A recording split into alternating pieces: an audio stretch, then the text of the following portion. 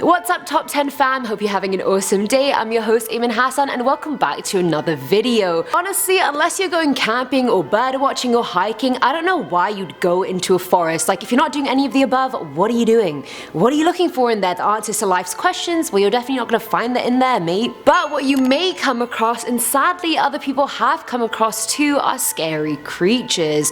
Creatures that make you wish you were never born. Ones that are guaranteed to have you waking up screaming in the middle of the night.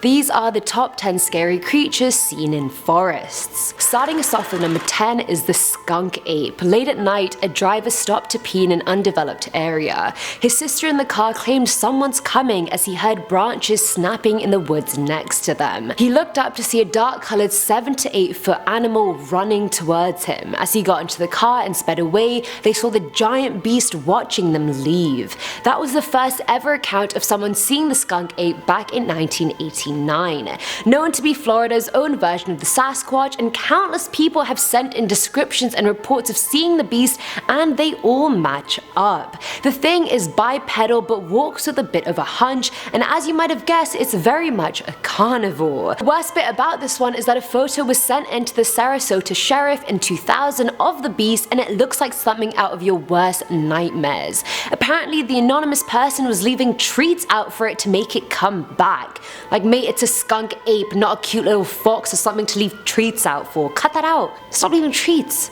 Jeez. Coming in at number 9 is the Maryland goat man. The title of this article was "Goats Shouldn't Walk on Two Legs," and I 100% agree with that. They shouldn't. Yet somehow one is. Legend has it the Maryland goat man is a half man, half goat creature who roams the forest of Beltsville with an axe.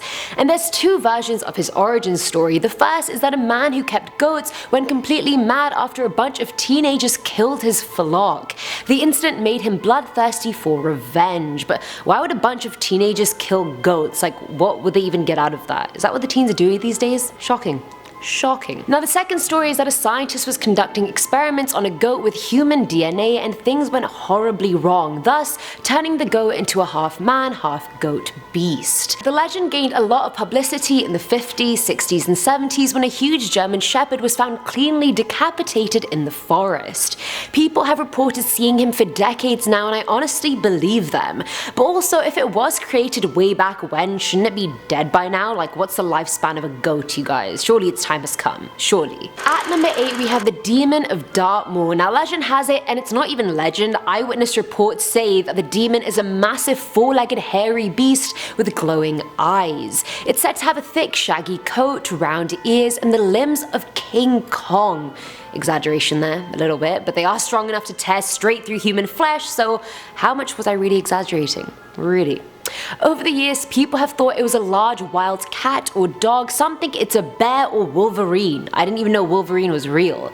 A falconer who stood 200 meters away from the demon said size-wise it's like a miniature pony and it moved like a feline but reminded him of a bear. Can that description give off any more mixed signals? Seriously. The founder of the National Research Network, Big Cats, even said this thing is definitely not a wild cat or a dog. He went on to say he saw a collie-sized cat in the area 10 years prior, but the demon of Dartmoor is a lot bigger than that, so that's just great. The picture I saw of it makes it look like a mix of a gorilla, a boar, and my ex. Filling our number 7 slot is the Faceless. I feel like I just named a new species of people, like the Faceless. But anyway, this story comes from a member of the Philippine Marine Corps, and he said he went out on patrol after his unit received information about an enemy sighting. After 3 days of camping around bushes in the jungle and forests nearby, they found a figure in the distance. They started approaching the figure slowly, but the closer they got, the more the horror really set in. The person wasn't walking, they seemed to be floating, and that wasn't even the worst part. It was dressed like a normal living person, but it had no face. The soldier went on to say it was like the face of the person had been erased. Its skin was so pale it was almost translucent, like all its blood had been drained. It had bullet wounds all throughout its chest, and at one point it looked straight into the soldier's rifle scope, and the soldier claimed he had never been that scared in his life. Keep in mind this man is on the battlefield, so you can well imagine the fear. Now I'm assuming the soldier saw the ghost or apparition of a dead soldier who had probably bled out from their bullet wounds, but the whole erased face thing is a complete mystery to me. Do you guys have any ideas? Let me know below. Now at number 6 is question mark. Honestly, I'm about to tell you the experience of a hunter in a forest who wasn't even sure what he saw, so how am I even meant to label this one? The man was in the deepest parts of the woods near a lake, and he'd hunted many times before, but this time things just felt off. For some odd reason he felt like he was being watched, but he tried to just brush it off regardless. He was sat in a tree stand when he heard the howl of a huge creature making its way across the thicket. He initially thought it was just a group of wild hogs, but he realized all the howling was coming from one thing.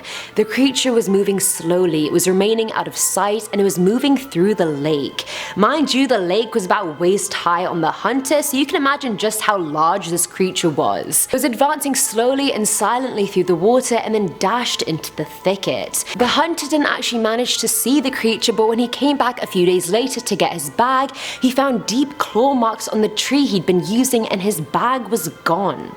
And that's all he wrote. Coming in at number 5 is The Witch. Now personally, I think this one is 100% fake. It seemed like special effects to me, but you guys can decide for yourselves. Now this video was uploaded by YouTuber True Chooser back in 2010, and it shows a dirt road with woodland on each side of it. In the middle of the road up ahead is this dark grey creature sitting on the ground. Like, the body looks clearly human, except its fingers are creepily long and thin, and as the cameraman gets closer, the thing turns around and you can see it's a female with long hair and dark facial features.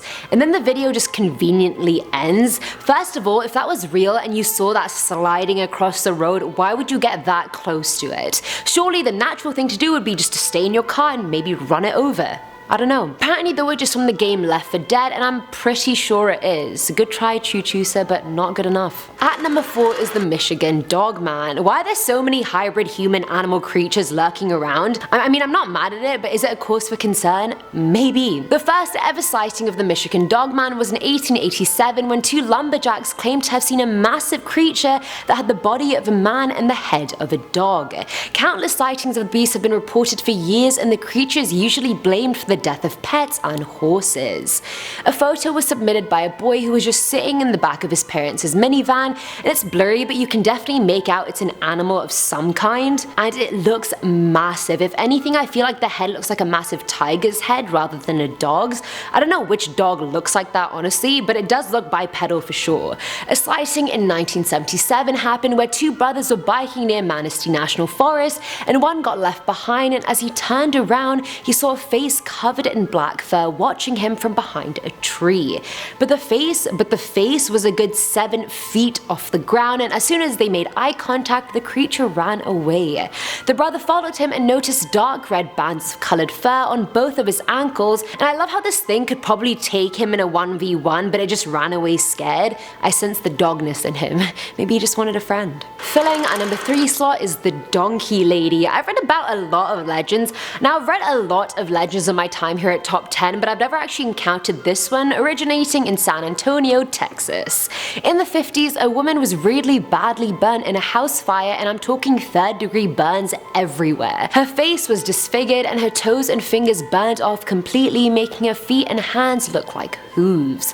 On top of that, if that wasn't bad enough, both of her children were killed in the fire as well, which was the last straw for the woman, and I'm really not surprised. She slowly descended into madness. Locals in town decided to banish her for her crazy rantings, and she went and lived under an old stone bridge located off Applewhite Road. The bridge is between 2 forest or woodland areas where she usually hides and then attacks passerbys. I mean, should I be saying creature? Would she be a ghost by now? I have no clue. Anyone living in San Antonio, have you witnessed this? Let me know in the comments below. Now at number 2 is the HODAG. Now this one came from Wisconsin folklore and is meant to be a small but fierce animal, quite like myself. Found in forests forests and caves alike. According to an 1893 newspaper report, it was said to have the head of a frog, the face of a giant elephant, short legs with huge claws, the back of a dinosaur, and a spear-headed tail. I don't even get how you can fit an elephant's face on a frog's head, like surely the proportions just aren't possible. Claims about the beast were made by land surveyor and local prankster Eugene Shepard, who gathered a group of people to capture the beast. They said they used dynamite to kill it, and pictures of the charred remains were given to the media. I mean, are we gonna believe unreliable source Eugene? Are we not? It apparently went extinct after its main source of food, all white bulldogs, became scarce in the area. And finally, at number 1 is the Wendigo. Now this is a supernatural beast that comes from Algonquin First Nations folklore in Canada. Woohoo Canada! They live in forests and other wooded areas, but the first thing you'll find out about a Wendigo is that they're a cannibalistic monster that eat and kill anything in their path. In the legend, Wendigos come to be when humans are overtaken by greed or when they're weakened by extreme conditions like cold or hunger. They're known to infect communities and people with the purest form of evil. Miss me with that. Looks wise, they vary. Some are known to be extremely thin, with their skeletons pushing out of their ashy mummy-like skin. Other stories say they're giants who become bigger the more they eat. Their ears are pointed, or they sometimes have antlers coming out of their head, and their eyes are like sunken black holes of death. Certified. They're known to have certain powers, like their senses are heightened to like vampire from Twilight level. They have superhuman strength and stamina that lets them stalk their prey for weeks if they have to, just like the vampires from Twilight. They can move at the speed of the wind and can walk over deep snow or water without sinking. So far the Wendigo is looking like a Cullen. In terms of killing them, you can kill them with a gun or a bat, but more complicated stories about it claim you have to cut its heart out and melt it in a fire. And I mean, good luck getting close enough to it to cut its heart out. Honestly, it'll most likely cut your heart out before you even get that far, so